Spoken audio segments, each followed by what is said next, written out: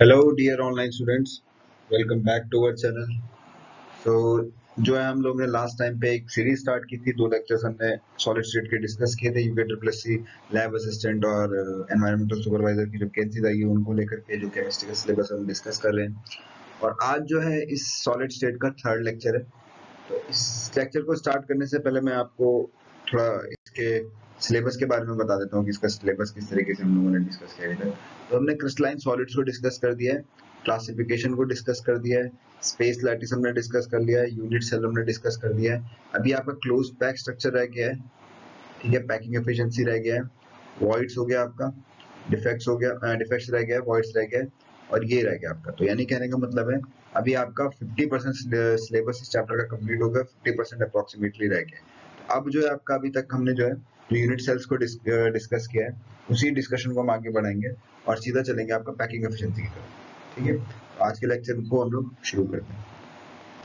तो देखिए स्टूडेंट्स, हमने लास्ट टाइम पे बताया था कि आपके पास में जो टाइप्स ऑफ यूनिट सेल्स है उनमें हर एक में डिफरेंट डिफरेंट क्या बोलते हैं आपका नंबर ऑफ एटम्स का जो फॉर्मेशन है डिफरेंट डिफरेंट है, ठीक है। तो हमने डिस्कस किया था सिंपल क्यूबिक में जो जेड वैल्यू होती है, नंबर ऑफ एटम्स जो होते हैं आपके पास में वो 1 होता है। एक एटम से पूरा यूनिट सेल बना होता है। हर एक कॉर्नर पे होगा। कहाँ पे होगा? पोजिशनिंग की बात करें हम तो कॉर्नर पे होगा आपका, ठीक है। उसके बाद दूसरा हमने जो डिस्कस किया था फेस सेंटर्ड को हमने डिस्कस किया था।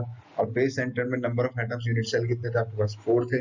उसमें कॉर्नर पे थे और eight corner plus eight each face हमने देखा था कि हर एक फेस में आपके पास प्रेजेंट है, ठीक है। तीसरा हमने देखा था बॉडी सेंटर्ड को लेकर के, body centred cubic unit cell.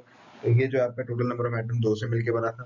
इसमें आपके पास में एट कॉर्नर पे था, कॉर्नर प्लस एट बॉडी पे था। तो अभी तक हमने ये 3 चीजें डिस्कस की थी, ठीक है। एक हमने एंड सेंटर्ड को भी डिस्कस कर दिया था। बट आपके पास ये 3 बहुत इंपॉर्टेंट टॉपिक्स हैं, इनको आपको ध्यान में रखना है, ठीक है। तो आज हम क्या करेंगे, इन यूनिट सेल के पैरामीटर्स को डिस्कस करेंगे। फर्स्ट जो टॉपिक है हम लोगों का जो कि आपका लीड करेगा पैकिंग एफिशिएंसी की तरफ में, वो ये है आपका unit cell parameters. Unit cell parameters,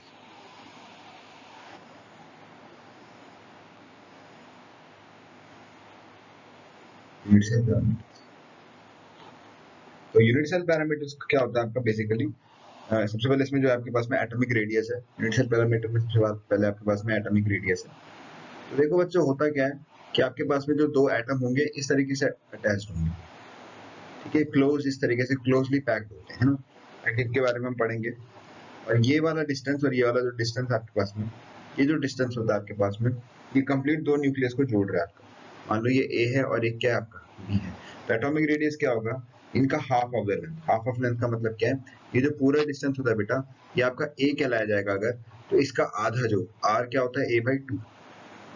ये जो इंटरन्यूक्लियर डिस्टेंस है अगर ये ए है आपका, तो ये आपका क्या होगा? A/2, ठीक है। ये चीज आपके पास में, तो इसी को हम लोग बोलते हैं एटॉमिक रेडियस। तो अगर हम लोग एटॉमिक रेडियस को डिफाइन करेंगे तो एटॉमिक रेडियस क्या होता है आपका? हाफ ऑफ द डिस्टेंस है ना, बिटवीन 2 नियरेस्ट एटम। तो half of the distance, half of the distance between nearest neighbouring atom, nearest neighbouring atom. Nearest neighbouring atoms के बीच का जो हाफ ऑफ द डिस्टेंस होगा उसको हम लोग बोलेंगे atomic radius. Now, one of the first thing that we are going to start discuss here is simple cubic structure. Is simple cubic structure. Okay, it is your simple cubic structure. तो simple cubic structure क्या होता है आपका? अगर हम बात करें तो this is your simple cubic structure. This is simple cubic structure. तो इसमें अगर हम लोग एटम की बात करें तो पोजिशनिंग है आपकी। मान लो ये 2 एटम है, ये इस तरीके से एटम है। अब एक चीज ध्यान रखना बच्चे, 2 एटम दूर दूर नहीं होंगे, ये 2 एटम होंगे क्लोजली पैक्ड होंगे। क्लोजली पैक्ड का मतलब ये, जैसे मैंने ये ए और बी दिखा रखे ना आपका, तो ये ए और बी इस तरीके से एक दूसरे ज्वाइन कर रहे हैं, तो इसी तरीके से होंगे, तो दूर दूर नहीं होंगे आपके, ठीक है। तो अगर हम लोग प्रिमिटिव इसको इसकी पिक्चर देखना चाहे तो कुछ ऐसी सी होगी, ये ऐसा होगा एटम, जैसा दिख रहा होगा, नहीं ऐसे नहीं, ठीक है, कुछ ऐसा दिख रहा होगा इस तरीके से, पीछे की तरफ से ऐसा, पीछे की तरफ से भी कुछ ऐसा दिख रहा होगा, ठीक है। तो आपको इस चीज का ध्यान रखना है अगर उसको तरीके से बनाओ। तो ये एटम्स मतलब ये पीछे 3D दिखाना चाहता है, ठीक है ना। तो ये पीछे भी आपका पूरा का इसी तरीके का दिखा होगा जैसे सामने, लेकिन ये एटम्स एकदम क्लोजली पैक्ड होंगे, इनके बीच में बहुत कम सेपरेशन, मतलब कम मिसिंग पॉइंट्स होंगे, तो मोस्ट ऑफ द पार्ट जो होगा इसका फिल्ड अप होगा। तो अगर हम लोग इसमें रेडियस की बात करें तो सिंपल आपका r क्या हो जाएगा, r इज a/2। ये जो होता है आपका this is known as edge length. ये जो ab का डिस्टेंस निकल गया है a, तो एक हम लोग एज लेंथ भी बोलते हैं, एक हम लोग एज लेंथ भी बोलते हैं, ठीक है। तो नियरेस्ट नेबरिंग एटम का कभी बार क्वेश्चन पूछ लेता है। तो अगर कोई पूछेगा आपसे कि सिंपल क्यूबिक में अगर आपसे कोई पूछेगा आपके पास में कि नियरेस्ट नेबरिंग एटम कितने डिस्टेंस पे, तो उसकी एज लेंथ के बेसिस पे आप बता सकते हो। तो जो रेडियस है आपका कितना है a/, कहने का मतलब ये कि अगर नियरेस्ट नेबरिंग बोले तो यहाँ से लेकर जो डिस्टेंस है ना, ये वाला जो डिस्टेंस आपका r जो होगा आपका a/2, वही आपका क्या कहला जाएगा, नियरेस्ट नेबरिंग एटम का डिस्टेंस कहलाया जाएगा, ठीक है। तो सिंपल क्यूबिक में इस तरीके से आप निकाल सकते हो। नेक्स्ट है देखें अब इसमें, तो चलिए स्टूडेंट्स नेक्स्ट जो हम लोग डिस्कशन करते हैं वो हम लोग डिस्कस करते हैं face centred cubic unit cell को। तो अगला जो हमारा डिस्कशन रहेगा that would be my face centred cubic unit cell,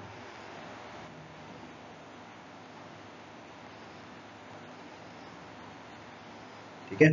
तो face centred cubic unit cell की बात क्या है, आपके पास में एक एफसीसी लैटिस है, आपके पास में एक एफसीसी लैटिस है, और यहाँ पे आपके पास में एटम है कॉर्नर पे, यहाँ पे आपके हर एक एटम है कॉर्नर पर, और साथ ही साथ आपके पास में एटम प्रेजेंट है आपके फेस के बीचों बीच, यहाँ पर आपका एक एटम प्रेजेंट है। ये जो लेंथ होगी आपकी पूरी की पूरी, ये ए हो गया, ये सी हो गया, और ये क्या हो गया, बी हो गया। तो अगर हम बात करें सबसे पहले एसी निकाल लेते हैं। एसी हम बोलते हैं फेस डायगोनल, ठीक है, एसी हम बोल लेते हैं फेस डायगोनल, और कई बार ये फेस डायगोनल की लेंथ पूछ लेते हैं, ठीक है। तो जो फेस डायगोनल होगा मेरा बेसिकली कितना है, इस तरीके से,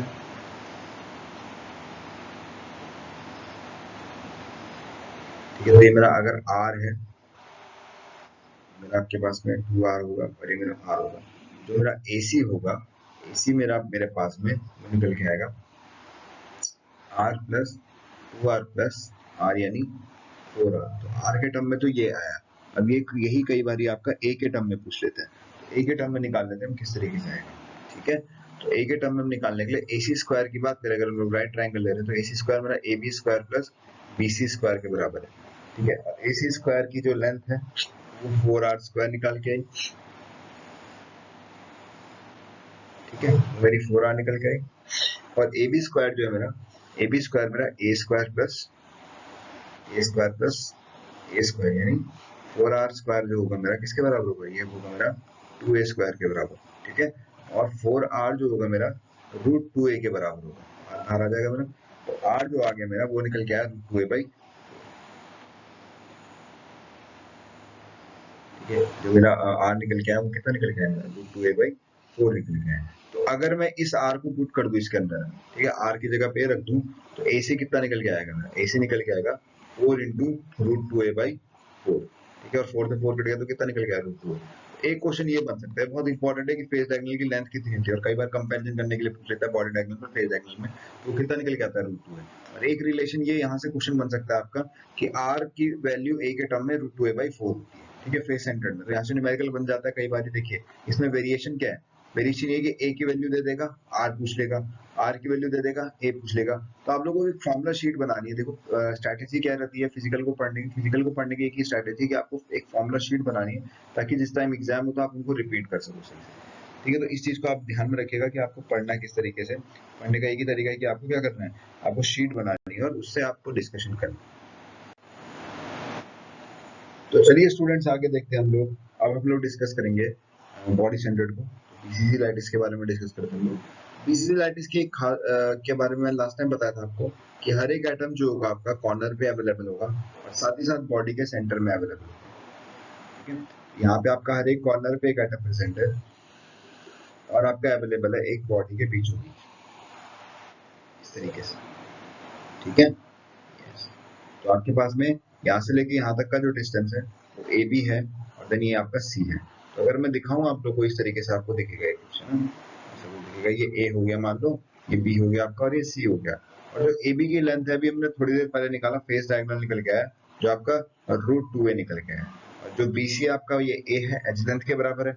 तो अगर मैं यहाँ से ए सी स्क्वायर यानी ए सी निकालना चाहूँ तो किसके बराबर होगा, A B square plus B C square के बराबर। और AC स्क्वायर यानी रूट AB स्क्वायर किसके बराबर है 2A का whole square plus BC square यानी A स्क्वायर। AC स्क्वायर यानी कितना हो गया मेरा 3A square plus A square यानी AC कितना हो गया मेरा AC इज माई रूट, ये मेरा किसके बराबर हो जाएगा,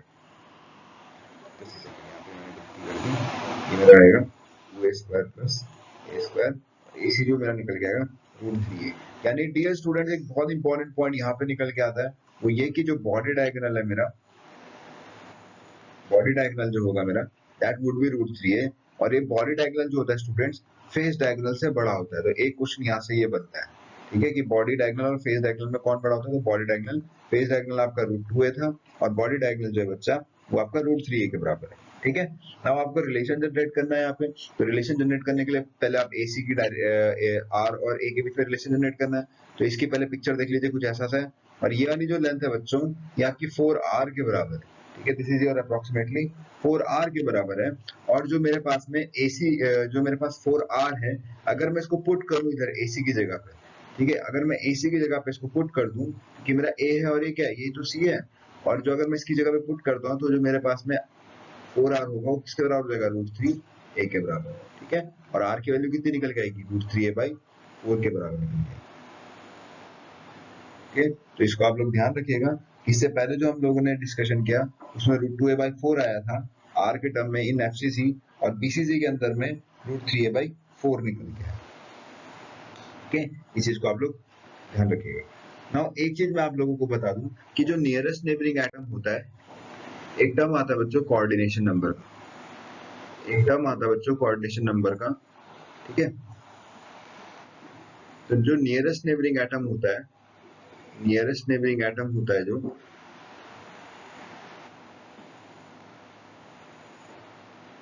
वही हमारा कोऑर्डिनेशन नंबर डिसाइड करेगा। तो एक्चुअली क्या होता है कि जो maximum number of atom surrounding at nearest neighbouring distance, ठीक है, maximum number of atoms, ions molecule कुछ भी हो सकता है, एटम्स सराउंडिंग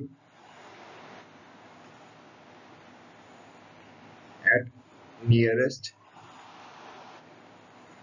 नेबरिंग डिस्टेंस, उसी को हम क्या बोलते हैं, उसी को हम लोग कोऑर्डिनेशन नंबर बोलते हैं। ठीक है, तो अगर हम लोग सबसे पहले देखिए सिंपल क्यूबिक में आप कैसे होता है मैं आपको बता देता हूँ। सबसे पहले हम लोग देखिए सिंपल क्यूबिक के अंदर में, सिंपल क्यूबिक यूनिट सेल जो होता है मेरा, उसमें अगर हम देखें तो ये ऐसा है आपके पास में एटम, एटम ऐसा है। तो खुद दिमाग लगाइए, खुद दिमाग लगाइए, अगर यहाँ पे आपके पास में एटम प्रेजेंट है तो ये जो एटम होगा यहाँ पीछे की यूनिट सेल से भी टच हो रहा होगा, इस एटम से भी सेम डिस्टेंस पे, और इस एटम पे भी सेम डिस्टेंस पे, इस पे भी आपका ऊपर भी एक सेम डिस्टेंस पे होगा, यहाँ पर भी आपका सेम डिस्टेंस पे होगा, इस एक्सिस के अलॉन्ग भी क्या आपका सेम डिस्टेंस पे, और इस डिस्टेंस पर भी आपका सेम डिस्टेंस पे। यानी टोटल कितने एटम्स को सराउंड कर रहा है, टोटल आपका 1 2 3 4 5 6 एटम को। सिंपल क्यूबिक यूनिट सेल के अंदर में जो आपका कोऑर्डिनेशन नंबर होता है बच्चों वो 6 के बराबर होगा। यानी एक एटम 6 एटम्स को क्या करता है, सराउंड करेगा।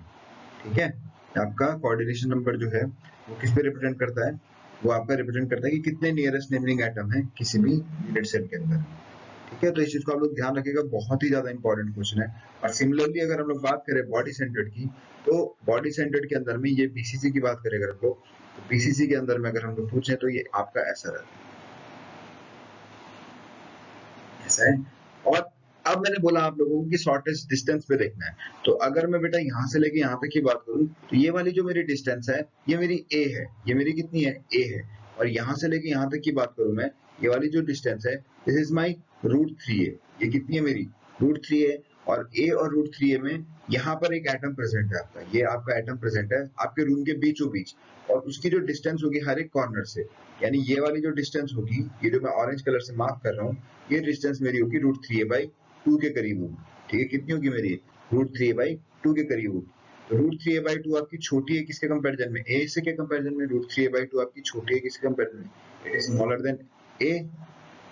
तो मैंने आपका डेफिनेशन क्या लिखा है, maximum number of atoms surrounding at nearest neighbouring distance. तो नियरेस्ट नेबरिंग डिस्टेंस में जितने एटम आपके सराउंड करेंगे वो उसका क्या कहलाया जाएगा, वो उसका कहलाया जाएगा वो उसका कहलाया जाएगा कोऑर्डिनेशन नंबर।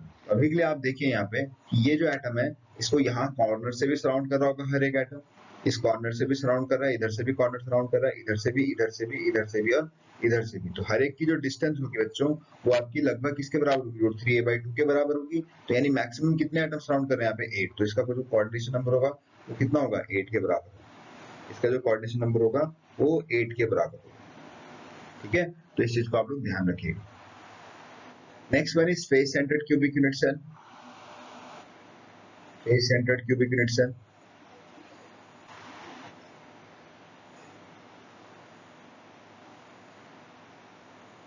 ठीक है। तो फेस सेंटर्ड में आप लोग डायरेक्ट याद कीजिए, आने वाले लेक्चर में मैं आपको दिखा दूंगा कैसे होता है। कोऑर्डिनेशन नंबर आपका 12 है, इसको आप याद कीजिए। लेकिन आने वाले स्ट्रक्चर, जब मैं स्ट्रक्चर्स को डिस्कस कर रहा हूँ किस तरीके से आपके स्ट्रक्चर जनरेट हो रहे हैं, जब मैं क्लोज पैकिंग को डिस्कस कर रहा हूँ तो आप लोगों को वो मैं समझा दूंगा। ठीक है, तो अभी के लिए आप लोग याद रखिए कि इसका ये डिस्टेंस होगा, ये इतना रहता है। चलिए आगे हम लोग बढ़ते हैं और एक बहुत ही इंपॉर्टेंट टॉपिक की तरफ हम लोग जा रहे हैं, दैट इज पैकिंग फ्रैक्शन। ठीक है, that is your packing fraction. Heading डालेगा आप लोग पैकिंग फ्रैक्शन, और आपको ये डेरिवेशंस याद नहीं करने, आपको बस रिजल्ट्स याद करने हैं। और फॉर्मूला भी कई बार पूछ सकता है कि पैकिंग फ्रैक्शंस क्या होता है। ठीक है, तो आपको डायरेक्ट रिजल्ट्स याद करने हैं, जितना मैंने डेरिवेशन नहीं पढ़ाया उसको याद नहीं करना है। तो एक रिजल्ट आपको पीछे से याद करना है कि आर कितना होगा आपका रूट। एक तो सिंपल क्यूबिक है, सिंपल क्यूबिक के केस में जो आर की वैल्यू निकल के आएगी दैट इज a/2। रिलेशन आपको याद रखना है ये। उसके बाद आपके पास में जो ये सिंपल क्यूबिक यूनिट सेल का था, जो आपके पास में फेस सेंटर्ड निकल गया है आर का, दैट इज योर a/2 √2 या √2a/4, a/2 √2 या √2a/4। ठीक है, ये आपका फेस सेंटर्ड का था। और तीसरा आपको याद रखना है बॉडी सेंटर्ड को लेकर के। बॉडी सेंटर्ड के केस में जो आर निकल के आया दैट इज योर √3a/4। कितना निकल गया आपका, √3a/4 निकल गया बॉडी सेंटर्ड के केस में। तो इतना आपको रिजल्ट याद करना है। ठीक है, तो सबसे पहले ये रिजल्ट आपका यहाँ काम आने वाला है। तीन चीजें बताई थी मैंने, है ना। एक जेड बताया था आपका कंट्रीब्यूशन, तो इसमें कितना था कंट्रीब्यूशन, सिंपल क्यूबिक में 1 का था, फेस सेंटर्ड में आपका 3 + 1 4 का था, और यहाँ पे आपके पास में 2 का था। ये आपको इतना याद रखना है। ठीक है, ये आपके काम का है। अब यहाँ पे ध्यान देना बच्चों, सबसे पहले हम लोग डिस्कस करेंगे packing fraction simple cubic unit cell के अंदर। तो अगर हम लोग सिंपल क्यूबिक यूनिट सेल की बात करें उससे पहले हम लोग फ्रैक्शन, पैकिंग फ्रैक्शन को डिस्कस कर ले। तो पैकिंग फ्रैक्शन सिंपली क्या है, पैकिंग फ्रैक्शन ये है कि कितना एटम्स आपके अरेंज हुए हैं उस अरेंजमेंट में टोटल के कंपैरिजन में। यानी हम लोग एक तरीके का रेशियो है, फ्रैक्शन मतलब क्या है, रेशियो। तो volume of unit cell to the, simple बोलते हैं हम लोग वॉल्यूम ऑफ यूनिट सेल, इस तरीके से वॉल्यूम ऑफ एटम है ना, वॉल्यूम ऑफ, डेफिनेशन लिख लूंगा ना, फिर मैं फॉर्मूला के टर्म लिख पाऊंगा। पहले डेफिनेशन लिख लीजिए आप, defined as the ratio of the unit cell, of the unit cell that is occupied by, that is occupied by shares of the unit cell, of the unit cell to the total volume of the unit cell, to the total volume of the unit cell, to the total volume of the unit cell।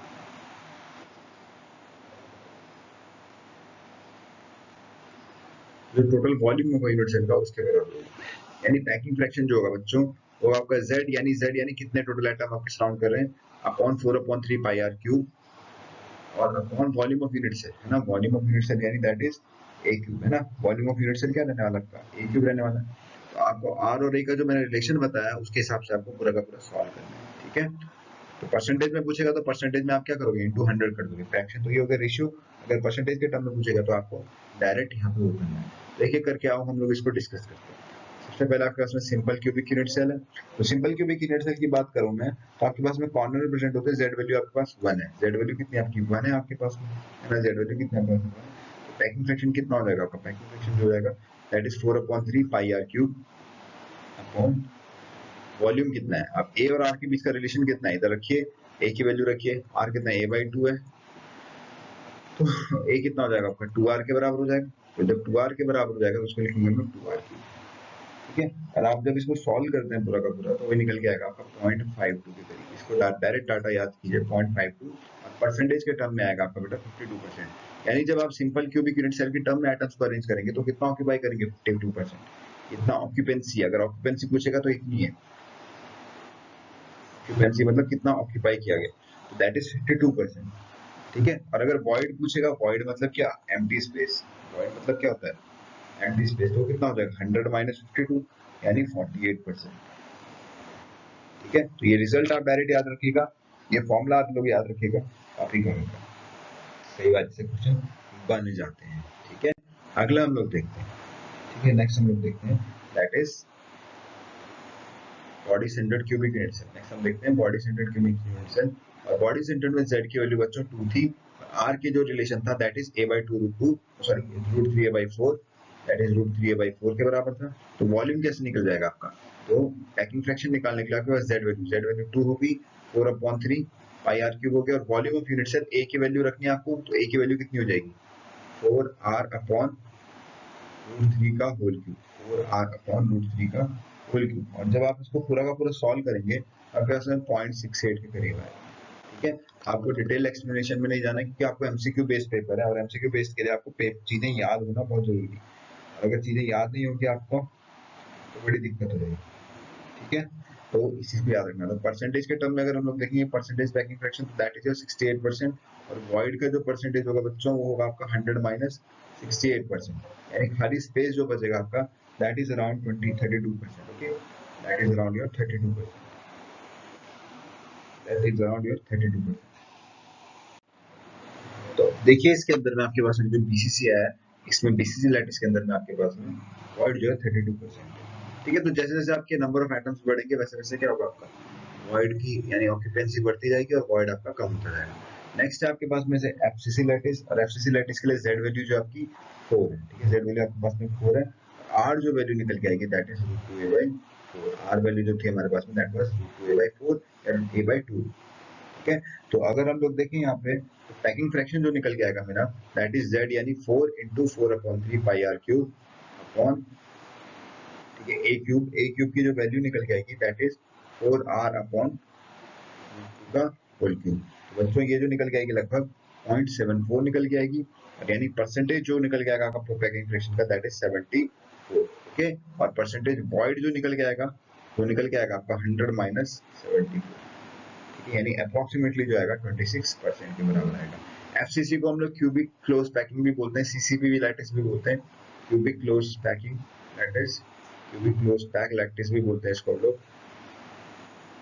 और इसको हम लोग next lecture में देखेंगे किस तरीके से आपका ये अरेंजमेंट जनरेट होता है क्यूबिक क्लोज पैक लैटिस का। ठीक है, अभी के लिए याद रखिएगा, अगर आपके पास में कोई बोल रहा है कि क्यूबिक क्लोज पैक स्ट्रक्चर है उसका पैकिंग फ्रैक्शन कितना निकल जाएगा दैट विल बी आल्सो 74%। ठीक है, तो आइए कुछ हम लोग क्वेश्चंस करते हैं, न्यूमेरिकल क्वेश्चंस कर लेते हैं, न्यूमेरिकल क्वेश्चन भी पूछ जाते हैं एग्जाम्स में, देख लेते हैं दो चार न्यूमेरिकल हम लोग कर लेते हैं और इसको हम लोग। तो फर्स्ट क्वेश्चन जो है हमारे पास में वो ये है कि xenon crystallizes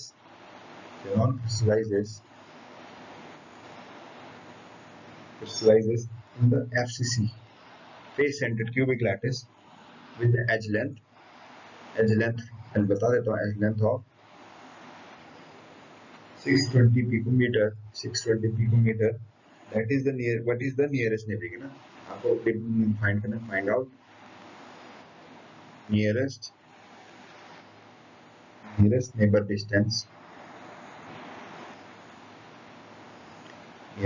distance and what is the radius of xenon, and what is the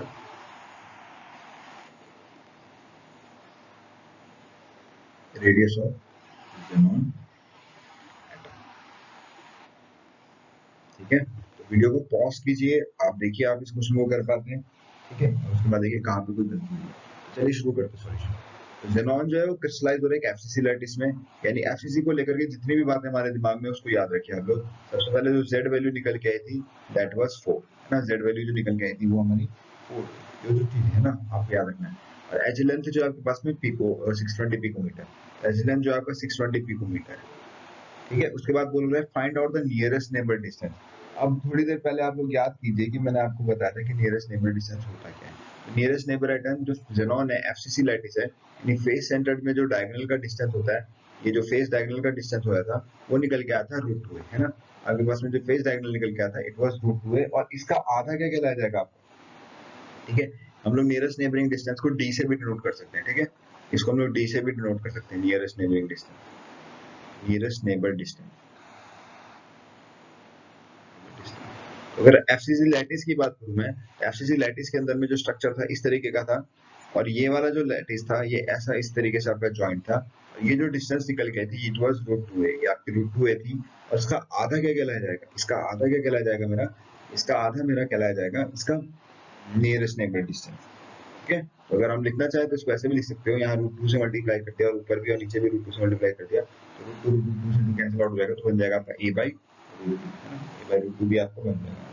आप लिख सकते हैं ऐसे आपका बच्चा a बाई √2 जो है, a की वैल्यू क्या है, इस लेंथ कितना है 620 और अपॉन क्या आपके पास में √2, और √2 आपका लगभग आपका 1.4 के करीब होता है, ये निकल गया आपका नहीं, ये 1.5, तो इसका अगर हम लोग 1.5 करेंगे तो अप्रोक्सीमेटली जो मेरा आंसर आएगा वो लगभग 439 या 450 किलोमीटर के करीब आएगा, मैं अप्रोक्सीमेशन में देना, ठीक है, कैलकुलेट आप लोग कर लेना, ये निकल गया आएगा, ठीक है। नेक्स्ट वो बोल रहा है what is the radius of xenon atom, दूसरा आपका रेनॉन एटम का रेडियस कितना होगा, तो आपको मैंने बताया था कि r जो मेरा निकल गया था वो निकल गया था a बाई 2, है ना, या √2a बाई 4, है ना, या फिर हमारा क्या निकल गया था √2a बाई 4 या a by r equals to a by 2 ये निकल गया था हमारा। a की वैल्यू हमें पता ही है कितनी है, ठीक है, a की वैल्यू हमारी कितनी है, और देखना चाहो तो यहाँ से आपके पास में जो ये डिस्टेंस है ये हमारी कितनी है, वो 439 आई है, और अगर थोड़ा सा दिमाग लगाएं 439 का अप्रोक्सीमेटली क्या है, जस्ट हाफ हो जाएगा ना, तो a बाई 2 √2 यानी 439 बाई 2, ठीक है, रेडियस जो होगा ये क्या होगा इतना, और इसको अगर हम लोग सॉल्व करेंगे तो अप्रोक्सीमेटली मेरा 200 देखिए 440 के करीब है, तो लगभग मेरा 220 पिकोमीटर के करीब आएगा, एग्जैक्ट तो इतना नहीं आएगा, थोड़ा सा कम आएगा 220 से, लेकिन लगभग अप्रोक्सीमेटली इतना आंसर निकल जाएगा, ठीक है। तो ये आपका एक क्वेश्चन है, एक क्वेश्चन और करते हैं इसके अंदर में, इसको आप लोग देख लीजिए, तो इसी तरीके से बीसीसी में भी पूछ सकता है, तो आपको ध्यान रखना है कि किस तरीके के क्वेश्चन यहाँ पे बन सकते हैं, ठीक है।